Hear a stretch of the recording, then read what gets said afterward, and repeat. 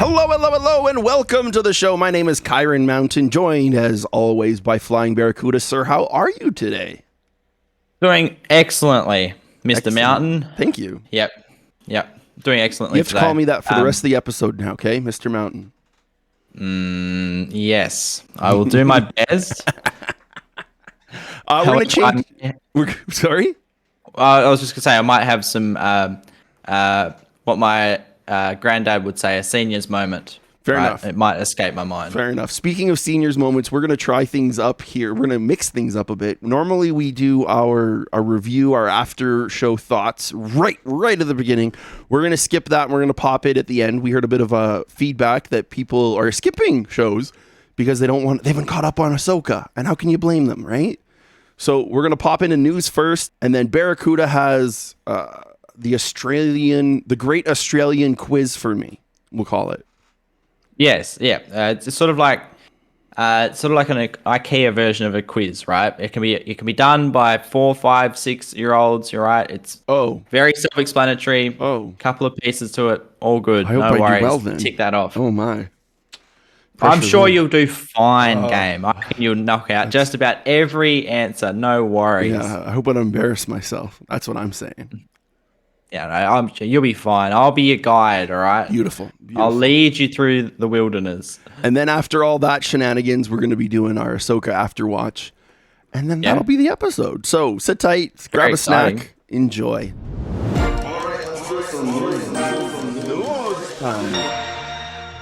Perfect. First up, this is a story. We're going to start off the show with this. Platinum Games is losing their most well-known developer. Good old Hideki Kamiya has left.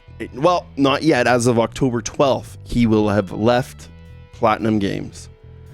Now, for anyone who doesn't know who Hideki is, he is pivotal. He's been working for Platinum for almost 20 years now, creating things like The Wonderful 101, Beautiful Joe, Bayonetta, my favorite series.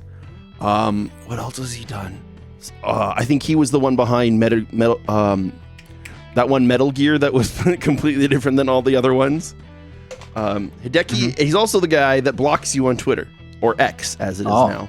If you try and talk to him in English, he gets pissed off at you and tells you that you need to speak to him in his language, in a proper language, otherwise you get blocked. Sounds like quite an agreeable chap. He's kind of a character on Twitter. Yeah. Official statement from Platinum Games is that we regret to announce that Hideki Kamiya will be leaving Platinum Games on October 12th. We are truly grateful for his creative ideas, leadership, and contribution to the growth of Platinum Games from our start up to this very day. We believe that he'll continue to succeed in his future endeavors as a game creator, and we look forward to seeing the game industry grow into a better place with him in it. We wish him all the best in the future. Hideki came back and also put out a comment over on X in English, saying that as announced on the official Platinum X account, I will be leaving Platinum Games October 12th. This came after a lot of consideration based on my own beliefs and was by no means an easy decision to make. However, I feel this outcome is for the best. I will continue to create in my Hideki Kamiya way, and I hope you'll keep your eyes peeled. So my understanding is he hasn't really been a director for a game since Bayonetta 1. He's been part of the games, but he hasn't directed since. So I think from the rumors I'm hearing around the world, on the internets, the rumors, it just sounds like he's leaving to go do his own thing, a lot of other Japanese developers have done. Do you know what my takeaway is? Yeah, what's yours? From those quotes? What do you hear? It sounds to me like he's the one. Like, it sounds like a breakup to me. All right, he's the one who has broken up with Platinum Games, and they put out a statement that was like, "Oh, I just wish the best for everyone, and I hope we can be friends." Right? You know what I'm saying. And he's like, "I'm out of here." Yeah, that's my takeaway. You know, you're onto something there, I think, because recently when Bayonetta 3 came out, the original voice actor for Bayonetta did this big crying boo-hoo me video on YouTube trying to get people to ban the new game. saying that, her contract was offered to her wrong and all this stuff. She was asked for a little bit of money. Long story short, Kamiya ends up saying everything she says is wrong. Don't trust her. Goodbye. And obey my rule, aka don't talk to me in English, otherwise I'll ban you. So he added fuel to the fire, if you ask me, and it was crazy the amount of fanatical fans that were going nuts. So I think you're not wrong. I think Kamiya said, I want this, you're not giving it to me, I'm leaving. And they're like, okay, let's try and do this the most amenable way possible so that your fans don't flip out and burn down Platinum Games. Yeah, that's it. But I mean, also 20 years is a long time. So moving on, changing things up, it's a risk, sure, but I think it could also be a good thing. Fresh ideas. I want to see what Hideki. Yeah, and honestly, at first I was really sad. And then I realized that Hideki hadn't worked on a lot of my games that I was giving him credit for. So I want to see what he makes. We've seen different developer guys that, left places like Konami, and then went on to create the spiritual successor to Castlevania. Same thing happened with Mega Man. The Mega Man guy left and made Mighty Number 9, which flopped, but it's a thing. And I think this is a perfect opportunity for Hideki Kamiya to do his own thing. Maybe even partner with some of those other more crazy out there developers too. Yeah, that's right. And if he's a bit of a maverick, let him go off. He's proven himself, so I'm sure he's got plans. I'll buy his next game without even needing to know about it, right? Like I'm in love with the guy's work, so okay, I'm in. I mean, it's a strong call, but yeah. P.S. You still gotta go pick up Bayonetta. I think it's only $12 on the Australian site. Go get it. All right. Okay. You're convincing me. Slowly, I'm coming around to it. Next news story. Oh, you're gonna love Bayonetta, man. It's cheeky. It's fun. But speaking of voice actors not getting a fair shake in the Bayonetta story, apparently the SAG-AFTRA are voting to strike. Now I need to double check what SAG-AFTRA is. Is that the same group? I need to know what SAG-AFTRA means. Okay, so SAG-AFTRA represents approximately 1,600,000 actors, announcers, broadcast journalists, dancers, DJs, news writers, news editors, program hosts, puppeteers, recording artists, singers, stunt performers, voiceover artists, and other media professionals. So I believe this is the same acting guild, correct me if I'm wrong in the comments, that is currently on strike in Hollywood. Potentially, yeah. I believe it's the same group. Yeah, if not, it's something similar. Either way, they're looking for the same thing. This is exactly it, and it feels like they're almost negotiating with the same people, because I said in the article here, Activision, Blind Light, Disney character voices. That I know Disney comes up a lot when they're talking about those actor strikes. Electronic Arts, these people are not budging when it comes to these negotiations, and it sounds like the actors have a similar, if not the same, concern as the Hollywood actors, with AI being something that could almost replace them. Exactly. I mean, good luck getting money out of AI. That's all I'll say. Well, EA or AI? Yeah, AI. I don't know. AI are terrible. EA is terrible, but don't deal with AI. Don't get money from them. So what are your thoughts on this? Should they strike? Should they not strike? Do they have a reason to? Look, obviously they're looking for pay increases. Why wouldn't you? But I think the more pressing issue is AI, using the use of AI in developing stories, etc. Not even stories though, like just voice acting. I was watching a guy I used to work for that does a lot of voice work and stuff and sells audio production. He was showing off an app that he was recording his own face, talking into the microphone in English, and then it translated it and changed his lips to match, and it was his voice speaking in Spanish. This guy doesn't know Spanish. Yeah. Or any language. That's what AI can do. Yeah. I can now be a voice actor in any language. Yeah. Yeah. I mean, in terms of industries that are going to be affected by wholesale AI use currently. Yep, writers, actors, even like music artists. I heard something on the radio the other day. It was quite similar to that. I don't know. People going after the head of Spotify, Daniel Ek, same sort of thing. You know, it's interesting, right? Like people, when people thought of like the AI future, think of like the 90s or whatever, it was always like, oh, AI are going to take all the menial jobs away from people, and people will just be painting and all this. It's like, no, all the arts, the writing, it's the arts that they're taking over. That's right. We're going to be the menial tasks. That's right. It's interesting. So just remember, when you're talking to your smart speaker, always say please and thank you. So when they take over, they'll remember you as the nice guy. Like, don't kill him. He said please. Yeah, I'm not sure they'll be merciful. My dad always... my sister loves to use like Siri or whatever, or Google or whatever. Yeah. Anyway, and dad goes, shut that Chinese man up. You don't want him listening in. Oh my God, your dad sounds like a gem.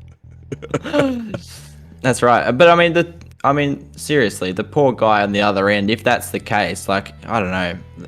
I want to shake that guy's hand. If he's saying to listen to the nonsense she asks it. Like, there's no real guy, dude. It's all AI. Yeah, well, good luck deciphering what she's saying as well. That's not any language that's been recorded either. All right, and last up on the news docket, we got a doubleheader here. We're talking about Capcom. We're talking about Resident Evil 4. And apparently, according to, who was it? Was it the president? Publisher. Just Capcom. Yeah, the Capcom president says game prices are too low.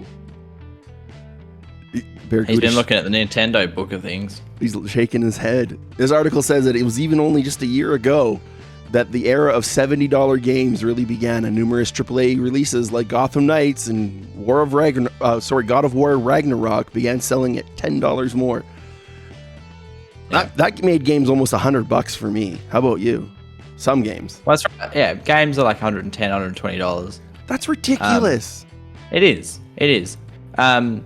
But I mean, look, the point I want to raise is like Nintendo charge a lot for games on the Switch and whatever. And the reason for that is because that's the entire game you're getting in one. And also the console's a fair bit cheaper. Mm-hmm. You know? But Nintendo hasn't jumped on this price hike until Breath of the Wild. Okay. Yeah, I'm just saying that in general, their games are slightly more expensive than a lot of other ones, right? If you say so. Okay. Well, they are here anyway. They are.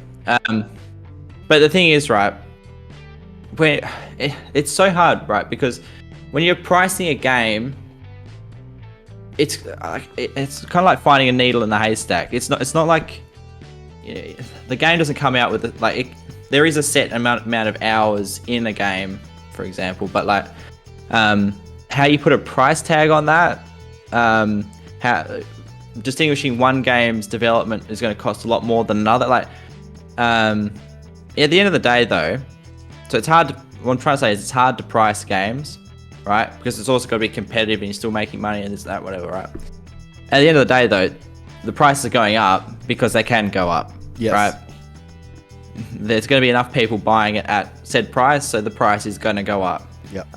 But maybe it needs to happen in order to get to a point where we have more access to sort of more indie games and smaller developers who would just love people to play their game. Maybe the price is going up might be a good thing. So what you're saying is that this might cause a boom in indie games that are priced a bit more reasonable. Yeah, I'm saying there could be a silver lining. Yep, I like this. That looks like that. I just realized the irony in the two stories that we've talked to here back to back. We're talking about how Capcom's saying games are too cheap and they need to charge more. Yet on the other side, we're arguing that the voice actors need to get paid more, right? But we don't want the games to go up in price. Right. It's an interesting dynamic. Just to topple on this with the last article here to include in the conversation, Resident Evil 4, I don't know if you noticed or heard recently that they've actually been announced to be coming to the Mac and iPhone and iPads. Yeah. So this is like the full remake. How much, without looking at the article if you haven't already, how much would you pay for Resident Evil 4 on your phone, to have it on your phone? That's the thing, isn't it? Everyone thinks phone games should be cheap, right?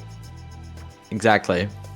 I mean, the title of the article that you've sent me says Resident Evil 4 for iPhone will cost $60. That's almost like as we were arguing, they'd gone up $10. That's the regular price of a AAA game, a year or two ago. I mean, it's a AAA game. I think they're asking a fair price. It's a full game. Yeah, right? No, fair enough. DLC's $20. You'd want a pretty good phone to play it on. I would hope so.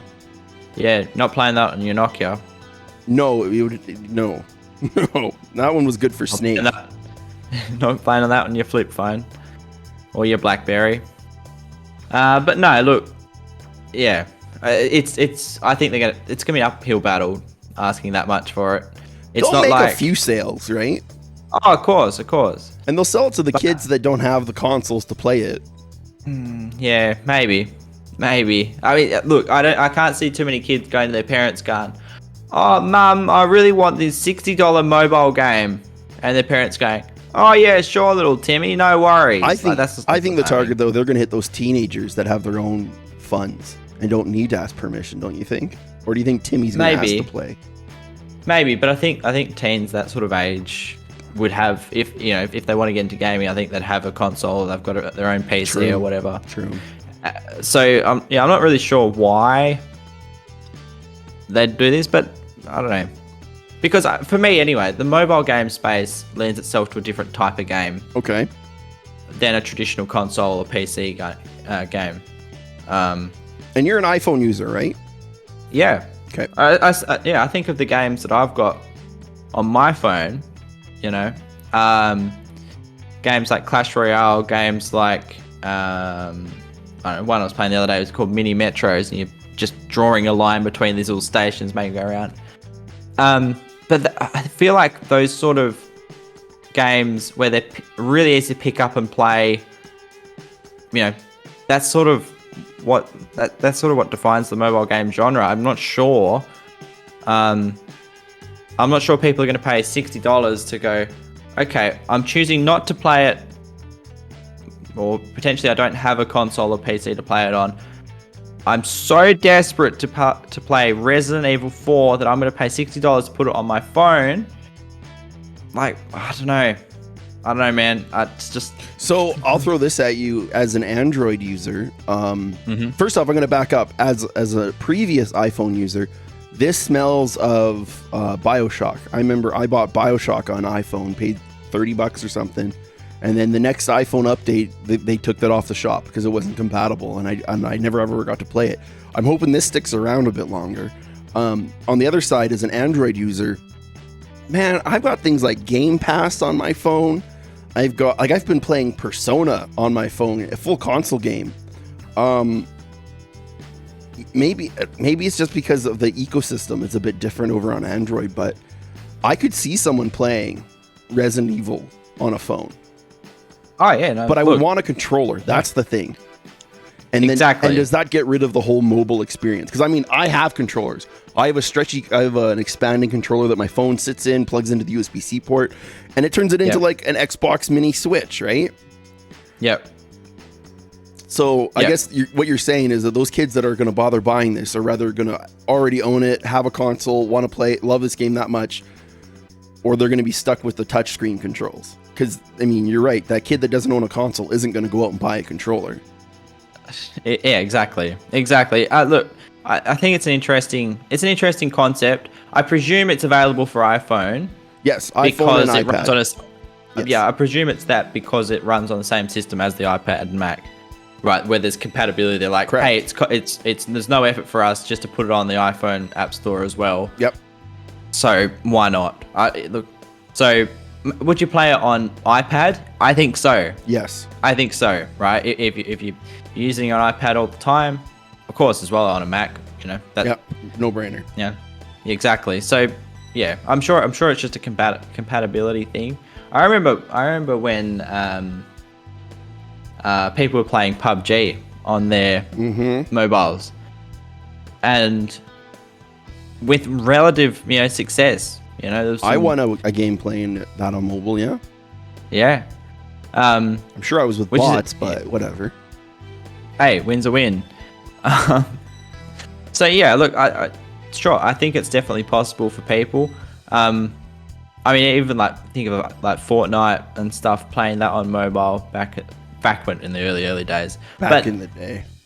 Yeah, I would also note that was free as well. Yes. So it wasn't good point. It wasn't like you were paying $60 for it. And also think about, one last point on that. Think about how often you run out of space on your phone, right? With all the pictures and videos and stuff like that. Yes. And you're taking up a really good chunk of your memory on one game. One game. That it's not a pop open and play. Like, you got to sit and play it. You're right. Mm-hmm. Yeah. You're right. And the same problem is going to happen then, because it says here Resident Evil 4, Resident Evil Village, Death Stranding, and Assassin's Creed Mirage are all coming to iPhone. So yeah, try installing all those on your phone. You're going to need the biggest one plus something.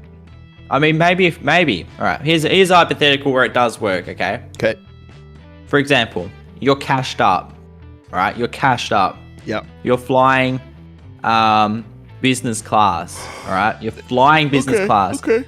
You're flying from Perth to Heathrow, London, and it's 19 hours long. Wouldn't you just hack your Steam Deck then? Maybe. Yeah. But look, okay, say you're new in the gaming space, okay? Hypothetically, right? Okay. You've got money, okay? You've got the latest enormous iPhone thing, right? You're like, oh, I want to get into gaming, and you're really excited about Resident Evil 4 for whatever reason, right? It's a classic. Awesome. You're like, beauty. Do you know what? I would love nothing more than to play this game for 19 straight hours at the airport and then on the plane. Also, how many battery packs are you going to need? Yeah, that was my next thought. We'll deal with that. Don't worry about that. And then you're all set to go for just the simple price of $60 plus. American. Well, yeah, okay. Yeah. And then also, how long is it going to take to download? Yeah. Because if you're using that airport Wi-Fi, I think you could be there for 4 weeks. Yep, 4 weeks. Exactly. If not more. Yep. So you might have missed your flight by that point. And then you might start questioning, was it all worth it? But maybe it is. Maybe that's the market they're targeting. I don't know. Yeah, I don't know. When I saw the announcement, I was like, well, that's the Mac made sense. And then the iPhone and iPad, I was like, oh, okay. I can deal with the iPad because at least it's got a pretty decent sized screen. Yeah.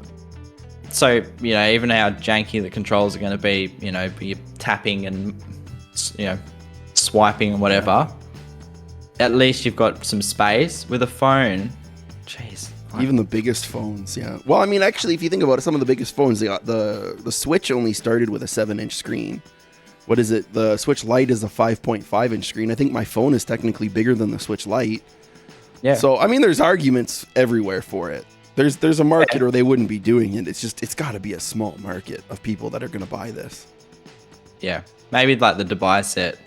Yeah, maybe. Maybe that's what it is. Yeah, I'm also surprised they're not coming to Android. I mean, I understand because it's probably a completely different area, but it would also, I feel like your Android market's going to get you more money. But they also say that people that with an iPhone spend more on apps than Android folks do. So I don't know. Yeah, I think we can both agree that the prospects of the market they're targeting are limited. Yes. Yep. They might sell it to 5 people, and that might be the extent of the market. Yep. I think so. But hey, that's $300. $300 is $300. They've made their money off of it, right? That's right. Yep. We're gonna give you a pretty challenging quiz. All right. This is going to be pretty challenging.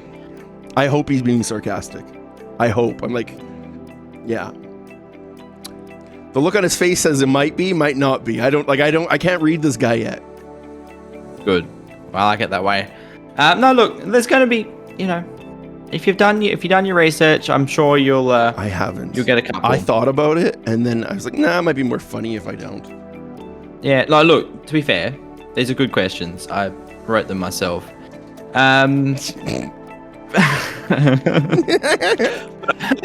I thought I'd give us a little warm up. All right. Just get you into the Australian, sort of spirit of things. So I thought I'd read you some Australian sayings or phrases or words, and you can have a little guess. I have to translate, is what you're saying. That's right. Okay. See if you know what they mean, and I will. I like this. Tell you this sounds like fun. Okay, I'm in. Let's do this. It's a nice little gentle one, little half volley for you. G'day. What does that mean? G'day, mate. It's like, hello. How's you going? How's it doing? Correct. How's it hanging? There you go. You're 1 for 1. Perfect. Good day. G'day. G'day. That's it. Aye. Number 2. Arvo. Arvo. Mm-hmm. No clue. Arvo is a dog. Gotta let the Arvo out. No, think about it. Right. What other things have that sort of like R sound to it? Cars. Not quite. No, right, I'll put you out of misery. Okay. Afternoon. Oh. So that's saying good day is morning and Arvo is afternoon. No. So g'day is like hello. Yeah. But like if you said, I don't know. Say you're having people over. You say, maybe in the afternoon. You'd say, come over in the Arvo. Okay. Right. That's very simple. I'd start looking for gazebo, but okay. Oh. Yeah. No. Come on over into the Arvo. Number 3.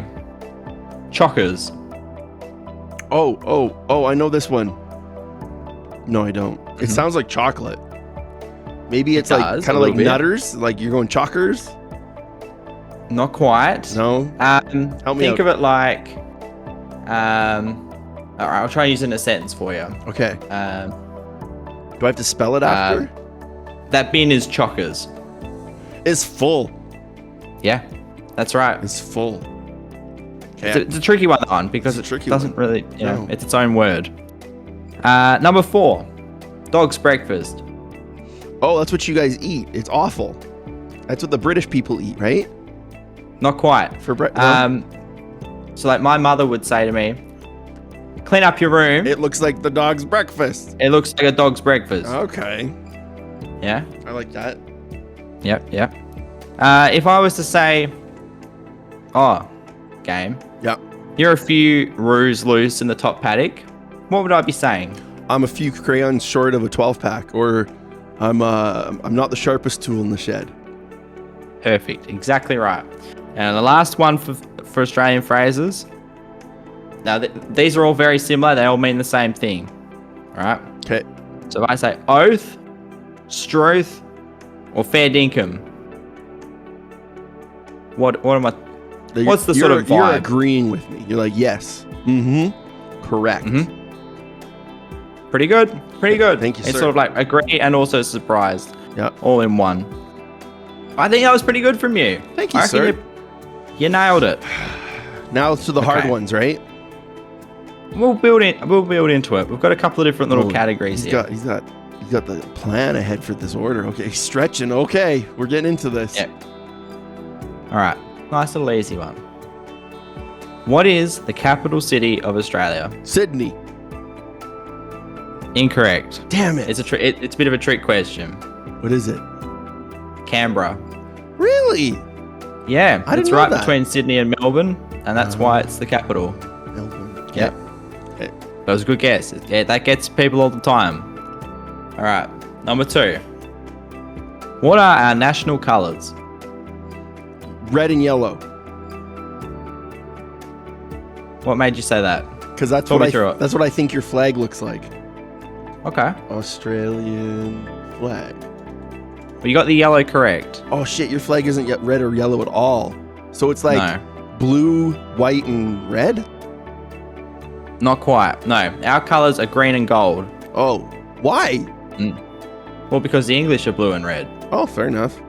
So we're green and gold. Good. Gotta go the opposite, right? Exactly right. Okay, so Australia has a coat of arms. Okay. And on that, we have 2 animals. Oh. What 2 animals are on that coat of arms? A drop bear? Yeah, drop bear. No, I'm being legit here. I've seen it. There's a kangaroo. Yeah. I know that. Correct. And I want to say koala, but I don't believe that's correct. Not quite. No, it's not a koala. It, though. It's another marsupial, isn't it? No, it's not a marsupial. It's a bird. Oh. Quite a large bird. I know the name of this. I remember hearing this. My parents used to live in Australia before I was born. So they have a whole bunch of like a paraphernalia and in the old gum tree, in the kookaburra. Is it a kookaburra? Yeah. Not quite. It's an emu. Oh, I should have guessed emu. That makes way more sense. But I got kangaroo right? Yes, you did. You nailed that. And that's if you could correct me though, the kangaroo's on the right side too, correct? Am I remembering this correctly? I think it's on the left. Oh, see, I'm completely wrong. Coat I don't. Arms. No, it's on the left. I'm wrong. Yeah, okay. That would have been embarrassing if I was wrong. Shouldn't have gone out on a limb like that. But now we got it. It's all good. All right, question 4. All right. Okay. These are good, by the way. Thank you. Yeah, no, I thought well thought out. Well thought out. Yeah. All right. So in Australia, we have 1, 2, 3, 4, 5, 6. 6? 1, 2, 3, 4, 5, 6. Yeah, we have 6 different states. Okay. And the people from this particular state are known as sand gropers. Which state is this? I can give you a rundown of the states. Can you give me at least like 4 states? Give me a multiple choice. Okay. Well, Queensland, New South Wales, Western Australia, or South Australia? South Wales. New South Wales? Yeah. Not quite. No. Sand gropers are from Western Australia, where I'm from. Oh, I'd be known as a sand groper. And what is that? What is that supposed to? Is that like a turf? We have a lot of sand. Oh, okay. No, we have a lot of sand. Thousands of kilometers of sand. Yeah. But look, when I was looking up other names that other states call each other, because we've got, over on the East Coast, there's Queensland, New South Wales, and Victoria stacked on top of each other. Right. And so the Queenslanders call the New South Welshmen Mexicans, and the New South Welshmen call the Victorians Mexicans. So it's all about perspective, is what I'm saying. I guess, hey. Yeah, and they call if you're in New South Wales, they call the Queenslanders Canadians. Hey. Because, yeah. They're a weird lot over there. Weird lot. They also call each other cockroaches quite a bit too. Do you have cockroaches there? Oh yeah. Oh, okay. Big ones. See, this is why I'm not coming there. It's your bugs and your snakes. Well, I've got a snake question coming up. All right, here we go. Here's a city question for you. Which city is known for its opera house and its harbour bridge? Oh, I know that one. That one I already said. It was Sydney.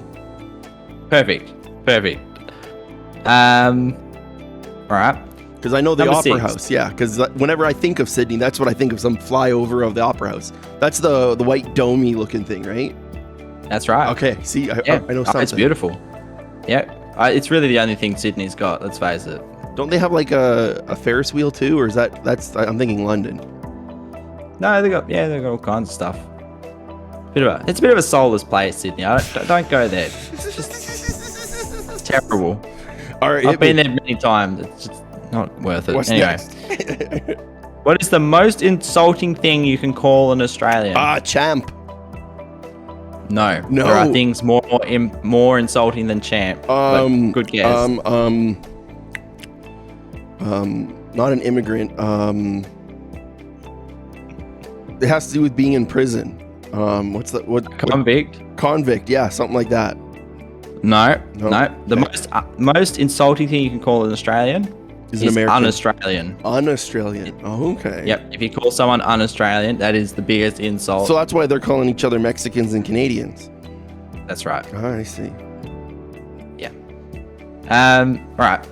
Last one for this category, and it's a snake question. Okay. All right. How many of the top 10 most venomous snakes in the world live in Australia? 9. It's actually 10. I knew it was like 10 or 9.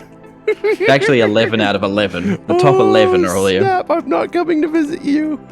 I've stepped on, I think, number 8. And what'd you do? Well, I freaked out. Yeah, but like, did you run away? Did it chase you? Is there a story? Well, I was just walking along. We're out at some national park. I decided that I was going to wear thongs. Sandals, you mean? Well, flip-flops. Yeah. It's not the underwear. No. Well, I might have been, but the most important thing for this that I was wearing them on my feet. But the thing is, right? So I was just walking along. It's all sand in the dunes, whatever. And I stepped on this. Went, oh, that's a bit soft. Mm-hmm. Right? Looked behind me. Saw this thing just slither off. And I was like, shit. Right? I was like, oh, which color was it? Because, in the southwest corner, you either get tiger snakes or you get dugites. And, well, this thing was brown, so it was a dugite. So is a dugite venomous? Is that the deal? Extremely. Okay. Yeah. Tiger snakes are very venomous too, but slightly less. So, I think they're about 15. So it ran off then. That's lucky. Yes. Well, the thing, I think it was because it's between season. But the thing is with snakes, right? They won't. Unless they're threatened, kind of. Hey. That's right. If you, do you know what the actual tip is? I heard was if you see a snake, like scream, right? Stop dead still, scream, get all of that adrenaline out, and then slowly back away. This almost sounds like a bear, like because when in Canada here I live where bears can live, right? And they say be as big as possible, make a lot of noise. The idea is to make a lot of noise on the trail, period, before you even encounter the bears. The idea to scare it away. They even sell bells so that you just wear something that's noisy. But and then back the fuck away. Do not don't run. Yeah, that's the thing, because the thing is snakes are deaf, right?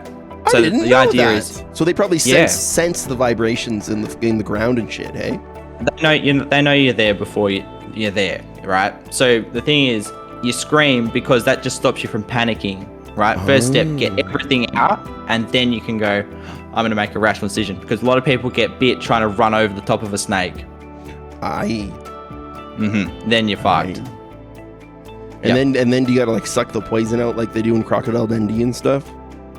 Well, no, there was actual do you take anti-venom or what? Well, that's it. You got anti-venom now, but there were actual stories of indigenous people up in the Kimberley and stuff. If they got bitten by taipan or whatever, they would have to. You have to get your heart rate as low as possible, because a lot of these venoms are basically. Yeah, that's right. They just separate your blood. So, so for them, they would actually bury themselves in the sand and try and reduce their heart rate down to barely a heartbeat. Like, the most important thing is you don't panic. But I guess these days it's you got to do like a tourniquet kind of thing.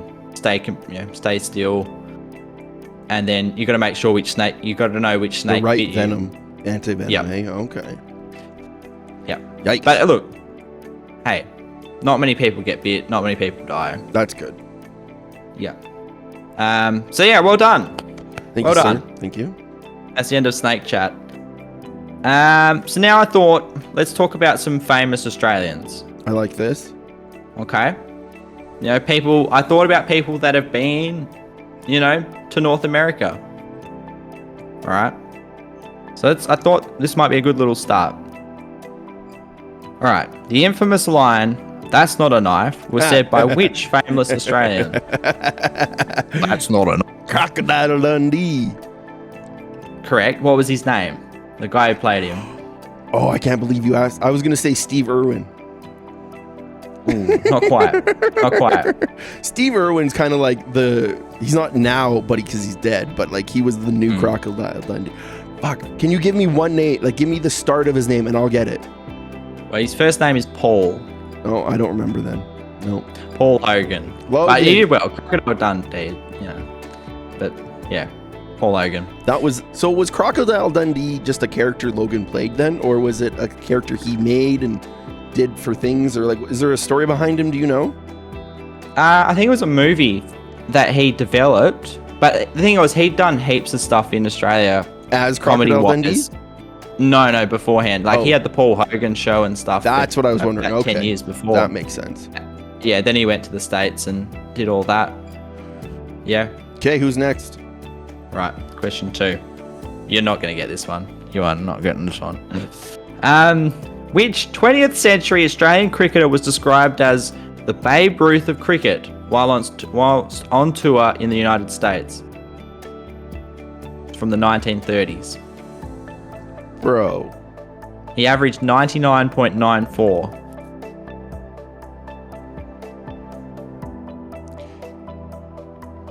Do you want me to tell you? No, not yet. I gotta make a guess first.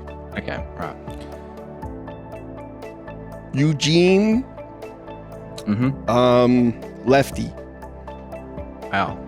Yeah, that was his name. Okay. No, it was actually Sir Donald Bradman. That was my second Sir guess. Donald. Yep. Learned how to play, or learned his hand-eye coordination hitting a golf ball off a tank stand. It was like a rainwater tank.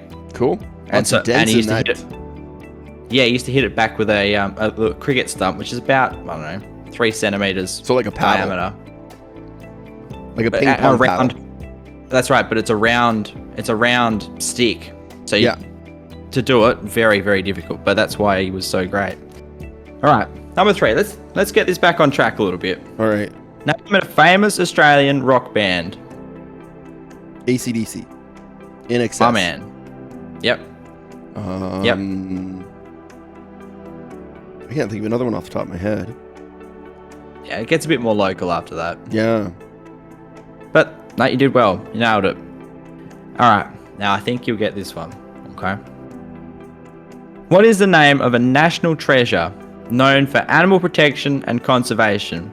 I've even written a little hint here. And that hint is, he says, crikey, a lot. Oh, Steve Irwin. But his kid now. What's his name? Is it Daniel? No. Robert, that's it. Robert. Yeah. I was watching him recently on Jimmy Kimmel. He embodies his dad so much. He does. Yeah. Funny. I still remember when Steve Irwin died. Funny story about that. I want to hear yours in a second. I was just applying for radio school at SAIT, and they had a test. They had a current events test, and one of them was, recently died to a manta ray, blah blah blah. And I was like, I have no idea. And then that's how I found out he died, was on this test. Yep. Shame. Sad day. Oh, completely. It was a sad day. He's right up there with like awesome male role models, like Mr. Rogers, Mr. Dress Up. Like and I'm so glad that his son has taken it on. I was watching, and even his mom's still around doing stuff too. As his wife. Well, I'm saying Robert's mom. Oh, Robert's mom. Yeah, no, sorry, gotcha. I meant Robert. Yeah, no. No, because like he was handing off stuff during the Jimmy Kimmel, and you could see his mom was there too, taking animals and just beaming at her son. It was awesome. Yeah. No, he's a chip off the old block for sure. Truly. Yeah. All right. Well, I'm gonna take us to the end of this segment with a couple of true or falses. I like true or false. So this is the last one. This is the home stretch. We got 3 true or falses. Okay. I believe in you. All right. I reckon you can get these. All right. Number 1. Is a bandicoot an actual Australian animal? No. Are you sure? False. Why? Because aren't they from New Zealand? No. Oh. Okay, so I got that one wrong. I've run over a bandicoot before. Yeah, how big are they? It goes pop. Like, how big are they? Like, are they like marsupial size, or? No, they're like a bit bigger than a road, like a large rodent? Like sort of a bit bigger than a guinea pig. Okay, so the size of Maya. Yeah, they are critically endangered. Are they really? I didn't know that. Yeah, the feral cats kill them. Oh, that sucks. Yeah. Well, yeah, and also my car. What did they eat? Do you know? Like, are they omnivores or? carnivores or yeah, I think bothivores? So. I think they ate little seeds and also smaller animals, bugs and stuff. Bugs make sense. Yeah, they're like meerkats. Yeah, they're strange little things. They're not really like they're so timid too. They're completely nocturnal. Cool. Yeah. All right. Question 2. Vegemite. True or false? Vegemite is made from byproducts of brewing beer. True. Correct. This is true. Yeah, I knew there's fermentation and stuff and stuff. Yeah, so it's like a byproduct. Yep. Okay. Yep. What kind of beer? Like a lager or what? I'm not sure. I think anything I can get their hands on. Fair enough. Turn into God's nectar. God. All right. The final true or false question. You've done well, game. Thank you. You've answered some of these correctly. I'm impressed. Thank you. The final one. True or false? If we have a Barbie, will there indeed be shrimp on it? I sure hope so. You guys live close enough to the ocean that fresh seafood needs to happen, man. Come on. We're not putting any shrimp on there? There's no shrimp. Why not? Because they're called prawns. Well, I mean, if they're the really big ones, yeah. No. Yeah, a prawn is just a big shrimp, let's be honest. If it comes out the ocean, it's a prawn. And so what is a shrimp then? A shrimp? Doesn't it come out of the ocean? Yeah, but they're... Look, we have a slightly more complicated way of describing our marine ecosystems, okay? You know? Yeah, keep nodding. What's that? There's like this shrimp, alright? Bear with me. There's like this sea shrimp... monkeys. No, its little arms snap whatever comes near it, right? Because it moves faster than a bullet comes out of a gun. That's scary. Yeah, that's right. It's only like, you know, these big or whatever. Slapped by that? But that's what it is. It's designed to eat crabs, right? So it's designed these arms, and what happens is because its arms go so quickly through the water, the friction boils the water. So you see all these bubbles come up, and this crab is just split in half. So karate chops them, basically. Exactly. That's crazy. It is crazy, but that's a shrimp. I forget what it's called. That's a shrimp. Wow. Little prawn, big prawn, big tiger prawn. Yeah. Still prawn. Right. Oh, okay. Well, I've learned something now. Some people love having a seafood barbecue. Others don't. Well, I'll have to. I hope my PEI relatives, the Prince Edward Island relatives that I have, don't listen to this, because I've definitely dishonored them somehow. Have you? Yeah. Well, with my seafood knowledge. You ever go bar climbing? That's fun.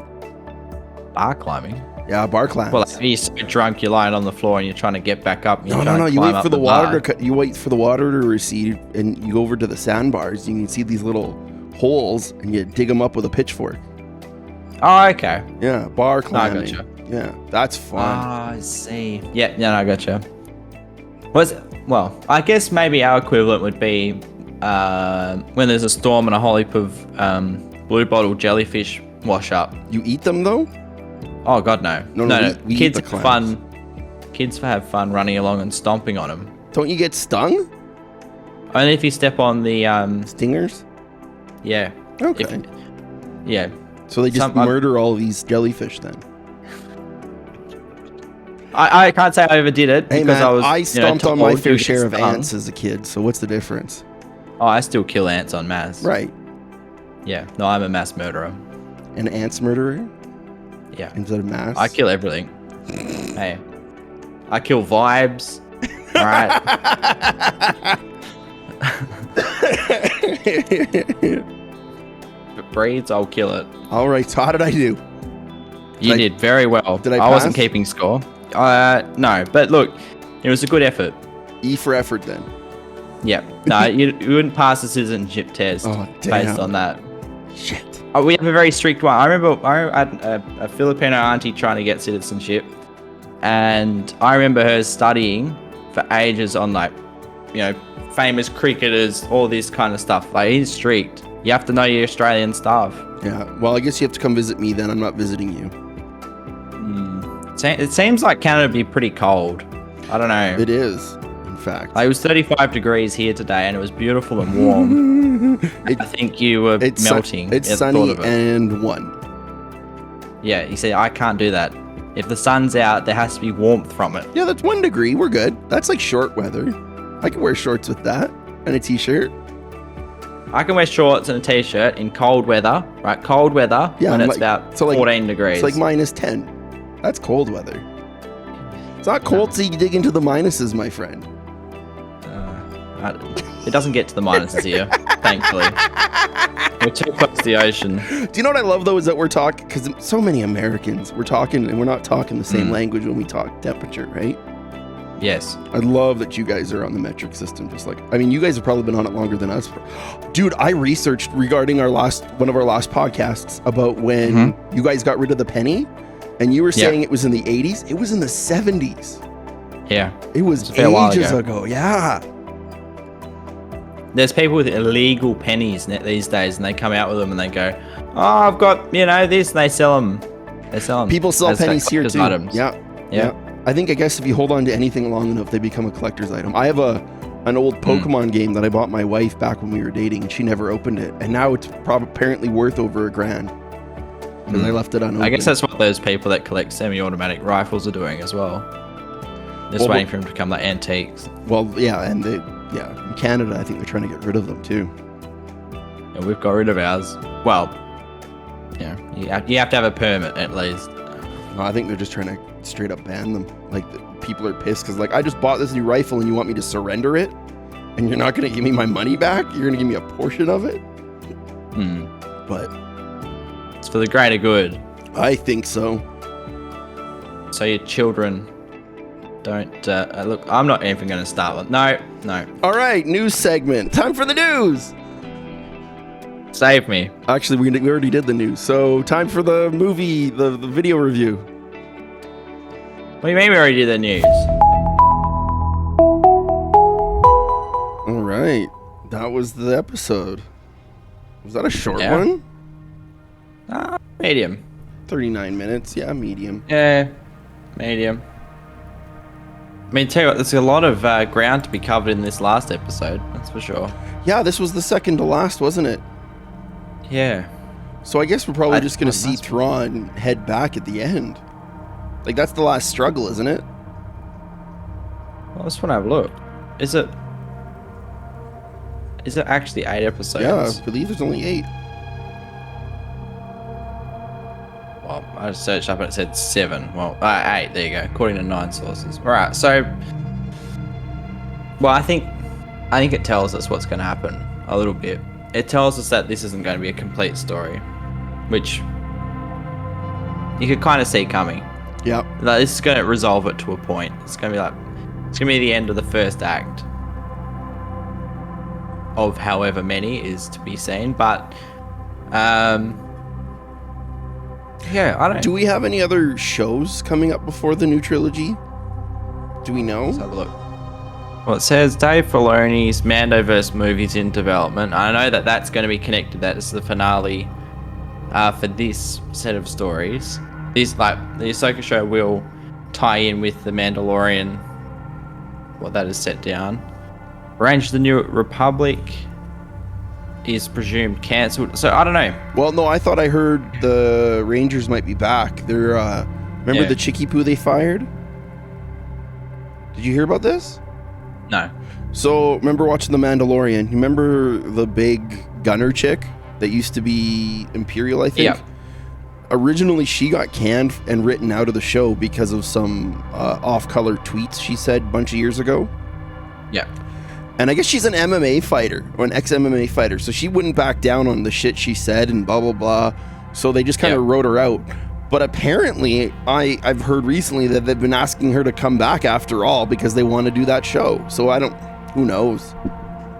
Yeah, I think that's the logical next step. Like, we're getting bits of Hera and that older kind of fighter pilot guy. That's what that show would be about. So maybe, potentially Thrawn could come back. Don't know. You know, if he comes back and he just wants to play it safe a little bit, and you know, he's just on the outskirts of our galaxy again. Maybe, you know, maybe that could be one way this resolves itself, and we go into a, you know, that sort of series where maybe the Mandalorians find out what's going on, and the New Republic start to find out. But I don't think that, like, it doesn't quite make sense if that was to happen, because you got to remember the most important things have already happened, right? Like what? That's what. Well, what I mean is the most important thing onwards from the end of Return of the Jedi is the start of Episode 7, right? And that's what sets us on this new path. We can't have this extra war happen in the middle, and everyone starts Episode 7 going... Why not, though? Because we had the Clone Wars that kind of happened in the middle. But that was written, right? The Clone Wars fleshed out what was already there. The Clone Wars was mentioned back in A New Hope, even. That's true. That's right. Yeah. Which, you know, it's a good point you raised, but I think that's what makes the difference, because everyone goes, oh, the retired Han Solo, the retired, you know, smuggler, or you know, smuggler. Military leader. Okay. Yeah. Oh, military now. Okay. That's the line that Finn says and Rey say in Episode 7. But there's zero mention, like, you know, there's hints back to the Clone Wars before, and also to you know, the events of the original trilogy. There's no mention of you know, any large scale conflict happening in between. Maybe, here's just an idea. Okay. Maybe we see Thrawn come back. No. And just bear with me. Alright, bear with me. Maybe we see him come back and go and realize, oh, you know, somehow Palpatine he comes returned. Back. That's right. And he goes, oh, Palpatine's here. This is what my plan, well, this is what the new plan is. And he's the one who sets up the situation at Exegol. So he's the one leading all those starships that show up. That's right. The Star Destroyers, I mean. Yeah, but like, I don't know, maybe he's setting it up, and he's in between things, and maybe the resolution of Ahsoka and the Mandalorian and all those stories is Thrawn going, you know, getting caught, not giving up what is fully going on. They think, oh, okay, we've got our guy, we've you know, destroyed his Star Destroyer and all of his crew, without realizing that he was doing something else entirely. Maybe that could, like, in terms of things that could result in a standalone movie tying all those stories together, and also not infringing upon any of the things that go after it. So what I'm hearing from you is that as Star Wars fans, we are very unsatisfied with how Palpatine returned. Like, all we literally have is that line, somehow Palpatine returned. That's right. So what you're thinking here is that they're setting up that story about why and how he actually returned.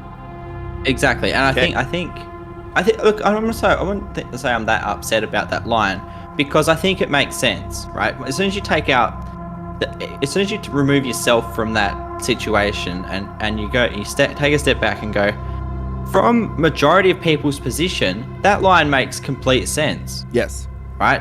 To them, it's like, how the hell has this guy returned? Right?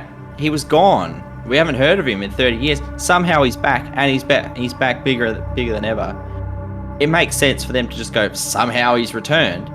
But I think what the full intention is right now is to build upon that line. Yes. And go, so when everyone's in 20 years time, they've watched all these projects that really flesh out all that story and backstory to it. When that people go watch Episode 9 and it says somehow Palpatine returned, we go, oh, we know exactly how Palpatine returned. We've got 200 hours worth of content that explains it. You know what I'm hearing again from you is Rogue One. Yeah. Right? In two words, Rogue One. We got mentioned this war that happened. It was just a sideline. It's literally a line in the movie, just like somehow Palpatine returned. Now we're getting that story. That's right. I'm in. I like it. I hope you're right. I think everything points to it. The stuff in the Mandalorian where they're setting up all the cloning shit. That's right, and with, the mind with wiping Moff and stuff Gideon. like that. That's right. You know, like they're trying to show that this stuff hasn't come from nowhere. That Episode 9 movie is told from the point of view of the New Republic, right? And of course, The New Republic. Yes, the New Republic. It is. Sorry, I was thinking the new bad guys. That's right. But you know, they've got their heads in the sand. So for them, everything's a big surprise because of their own incompetence. It's like poetry. It rhymes because they did the same thing with Palpatine. Exactly. So look, I think if that's the direction they end up going down, I'd be super excited for that. I mean, they could go any number of ways. I think Dave Filoni's more than earned people's trust. He's got mine at this point. Yeah. Because I think the one thing you can say about him, you know, you can criticize him as a writer or a director or whatever, a producer, whatever. But like the guy understands the way Star Wars lore works. Yep. And what are the most important building blocks of it. And what fits in it. That's right. Yep. So I think as long as he's there at the helm, you're not going to miss on that. You know, you can critique, you know, film techniques. Until the cows come home, or nitpick or whatever. But like the core building blocks, if he's involved, I think are going to be pretty sound. So, yeah. So to pull it back a little bit now, we've been talking overarching the whole. Is it arching or arcing to you? Either or. Okay. I know what you mean. Let's dive deep into this episode. What did we like? What didn't we like? I loved when the Purgle showed up. I loved when the Purgle just showed up, and then that little scene was good because it was teased in the last episode. Yep. No, that was awesome. All of them coming out of hyperspace like a fleet. It feels like the episode was a little rushed. Like she kind of hid in the graveyard for a bit and then just bailed right away. I mean, she was pushed there by Thrawn, I guess, too, right? Like if you really watch the episode in retrospect, he tacticianally controlled that whole situation. Like he said, he's going to make it her idea, but he's going to push her. That's right. Yeah. No, look, I think that's kind of episode I think is worth a rewatch. Sorry to interrupt. Definitely. No, you're right.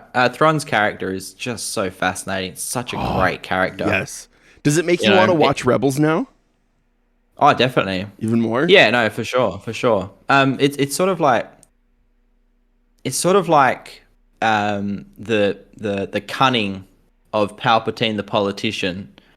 You know, that's the sort of character that he is. This is what a Star Wars villain needs to be without the Force, right? That's right. If there was going to be a high enough level threat without being a Force user, it's him. Yeah, 100%. Like I know when I watched Episode 1, Phantom Menace, and we were introduced to Palpatine, we didn't know at the time just yet that was Sidious, right? Yep. He was a good villain then, still, until you realize. Yep. Do you know how I realized he was Sidious, by the way? How? KFC had this promo going on where you could get toys and stuff, but they also had these dumb punch-out pogs, and they literally looked almost identical, Palpatines and Sidiouses, and I'm like, this is the same dude. Mm-hmm. And then you go, oh. Yeah, that's how I realized, sitting at KFC, going, Palpatine and Sidious are the same. It's like realizing Anakin Skywalker is Darth Vader. Yeah, man. They had, actually, I have one. It's at my parents' house still, where they had the toy where, you know those little toys where sometimes like there's a toy inside of a shell? Yeah. So you got this little shell of Vader with this little lightsaber arm, and then he'd open up, and then you'd get the Anakin figure inside that. Yeah. That's when I knew for sure, because I was a dumb kid, right? No, but look, I remember when I first watched, I think it must have been Episode 3. There was that moment of realizing, like, oh shit, like, it was just as you're starting to come around to Anakin, and it was just like, oh no, something horrible is about to happen. And then Obi-Wan took the high ground, or?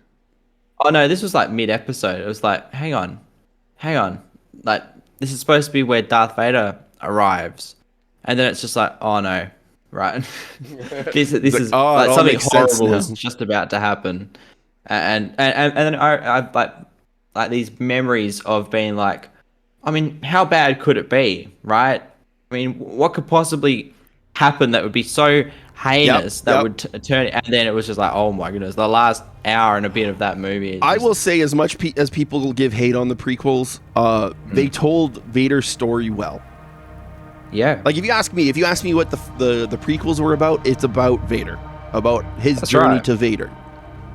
And 100%. Then I guess the second trilogy would be his redemption, or Luke redeeming him. Yeah. And then what's the third one? Bullshit? The third one, at the moment, it lacks direction, unfortunately. You lack focus. Do it. There's cool moments. I'll give it that. The sequels have very cool moments. I think what we'll see in 10 years' time... I'm not bashing the sequel trilogy, but you can tell it was made by a different person with a different vision than the original 6. I honestly think it was made with no vision, which... Well, I recently watched the thing, and I think what they did wrong is they had too many different directors. They should have just got fucking Filoni to do all 3.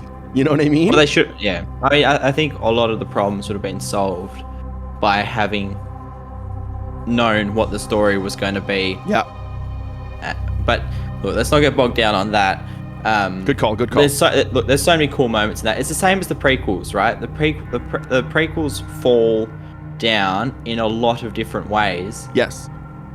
But you forgive them, because time's passed? Because, exactly, right? You paper over that because you remember, like, the bits that stick in your memory aren't, the CGI was horrific in The Phantom Menace, right? Or how Obi-Wan couldn't look Jar Jar in the eye. He looked past him all the time. That's right. But the thing is, though, you remember the cool moments, and there's always the bigger sequels, fish. Right? That's right, and the sequels have so many cool moments in there. I think projects like this, keep fleshing it out, keep building that backstory. I think it's... You know what we haven't seen? Good. Again, I don't think. Just completely random ADHD thought is those respirators that Obi-Wan and Qui-Gon used in the first movie. I don't think we've ever seen anyone use those again. I think in the Clone Wars we saw a couple. Right, but I mean, like in the new stuff, even no one's used it. Just the thought. Those were cool tech. Like if you ask me, in those movies, the Jedi almost became Batman because they had gadgets too, right? Yeah. Do you know what? I think there's actually a lore explanation on that. They were issued to Jedi only, and they were in Jedi starships. And then once the Clone Wars begun, all those Jedi starships, because they didn't have guns or anything like that, they all disappeared, and they, for whatever reason, went out of the the setup. For want of a better term. What are we talking about? What are we talking about? The breathers, the little... Oh, yeah. So you think those were just part of the ship? I think that they were part of the tools the Jedi had on their Jedi starships, So we didn't really talk too much about the actual episode this week, but, I think we really nailed down what a Star Wars fan would be thinking after an episode like that. Barracuda, I think so. Yeah. I think if someone wants to, pick your name, give you hell or something, where can they find you, my friend? Oh, you can give me hell anytime. Just get your voodoo dolls out and away you go. But if you don't want to do that, you can find me at twitch.tv/FlyingBarracuda. He's on almost every night if you're in the North America, in the Australia, most mornings. 4 nights, 4 days a week. That's most of the week, if you ask me. Yeah, 4 out of 7's bigger than 3.5. Yeah. So, and as always, I presume the people have found the Game Smarter YouTube channel at this stage. So. I mean, yeah. If they haven't, I don't know. I don't have high hopes for them because that's where this will be. Correct. Sure. And if it's not, and if you're somehow listening and it's not on the YouTube, head over to GameSmarter.ca or game-smarter.com. That'll bring you right to the YouTube channel. Yes, and Game sometimes streams on Twitch, and he streams all kinds of stuff, and he streams at twitch.tv/GameSmarter. That's true. Thank you, sir, for mentioning that. I've seen him there. Any other last thoughts before we wrap up this? We never got any Chattermax this week.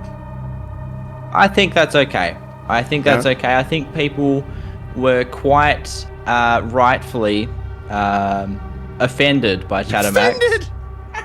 I think so. I think it offended people deeply. Fair enough. And I respect that. All right. I'm glad that it happened. But look, I'm gonna leave it. I think we should leave it on the shelf until a later time. Fair enough. I like that. That's right. Surprise people with it. All right, and we'll leave you like that. Don't forget. Hey, I always forget. Hit subscribe. Hit like. It'll help the channel and help this podcast get around. I notice when we get a bit of likes, we get a little bit of comments going. The algorithm seems to pick it up. So help us out, please and thank you. Next week, same time. We're on the finale next week. Sounds good. Any final predictions for the finale? More Anakin? That's a good question. We got a finale. That's the thing. I was going to ask you about finale predictions because it's an interesting spot we've left off to me because it's so unfinished, right? And it doesn't look like it's going to have much time to tie up nicely either. Yeah. So to me, it seems anyway that we're going to get a semi-resolution, right? We're getting a cliffhanger, let's be honest. Yeah, something like Moff Gideon crashing his TIE fighter and then cutting out with the Darksaber kind of thing. Exactly like that. But yeah, I don't know. How have you felt about the series so far? Well, actually, just to follow up on your thought, we've got a few loose threads. We've got Thrawn. He wants to head back. He's almost ready to do that. Right. How is Ezra, Ahsoka, and Sabine going to end up coming back? And then third, my biggest question is, what's up with Baylan? Is he just planning on sticking around? Yeah. Look, there's interesting questions that need to be answered, and I'm sure the interesting ones will get answered in this finale for sure. I think there's going to be some long-running questions, and look, maybe in 5 years' time we'll look back at that and go, "Yep, great." It leaves us places to go, but we'll see. We'll see how we go. Last thought then, Baylan, you've predicted in the past. Are you sticking with he dies by the end of it? I think so. Yep. No, I think he's. I think his time has come.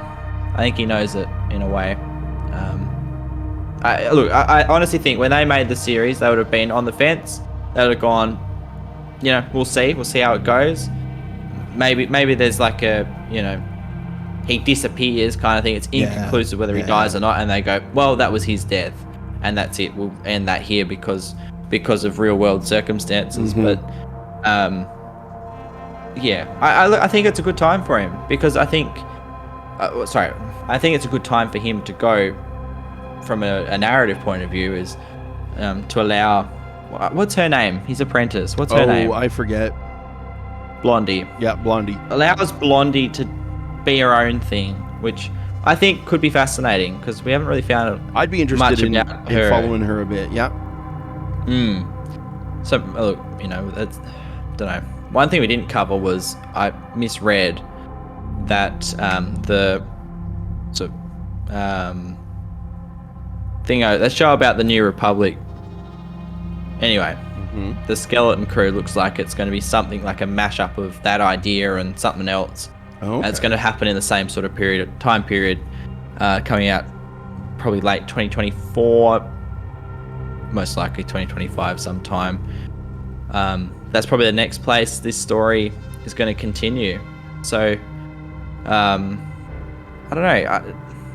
I'm not sure how I'm going to feel about an incomplete ending because, this, to me anyway, the show, I don't know, it's full of good moments. Yeah. And I can't say I haven't enjoyed it because I have. I've enjoyed it, but I think we're coming to the end of it, and it's like it just needed something. It needs something more. I'm already mourning its end. Yeah.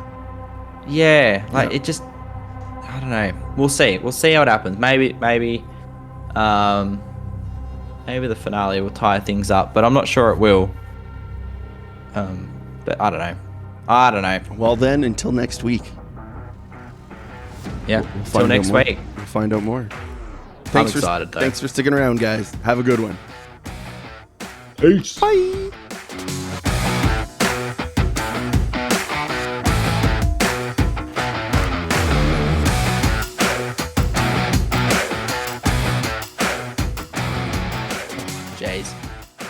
I had pizza for dinner. It was delicious. I haven't had pizza in ages. It was fucking incredible. You know, I was back home over the weekend. I'm sure you all know. Or maybe if you don't, there you go. I went down to Albany, South Coast. Beautiful. Played some golf. Awesome. Right? Beautiful day. Calm, clear. It was beautiful. Right? It was one of the few sunny, clear days Albany puts on in a year. And I played pretty good golf, by the way. Alright. You know, I hadn't played in 4 months. Couple birdies. 2 onto the par 5 fourth. You know. Tap in 4. Missed the eagle putt. Fair. You know, fair grit. That's okay. Tapped it in. 6, par 3. 7 iron up into the wind. Dropped it down. 3 meter birdie putt. No worries. Knock her in. Tell you what, the rest of it wasn't. Yeah, it was okay. But you know. Yeah. It's golf's a funny game, isn't it? It's a funny game. You know, you hit a couple of good shots, you go, geez, it's an easy game, isn't it? Easy game. Very easy game. Then you start putting a couple in the bush, right? I love the one where you try and hit it back out and it hits a tree and rolls back to your feet. And you go, it's impossible. Funny game. Funny game, golf. Never know what's next. You know? Madness.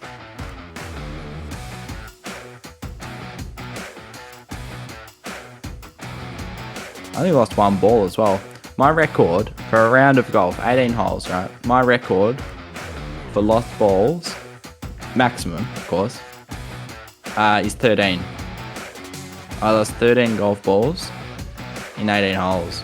That takes effort, determination, resilience, commitment. Okay. Right. I think those are valuable traits to have. I'm not proud of it, you know. Every hero has his day. But I kept showing up that day. I can't remember it. Why would you remember that? All I remember is getting to the end of it and going, shit, I think I shot 120 or something.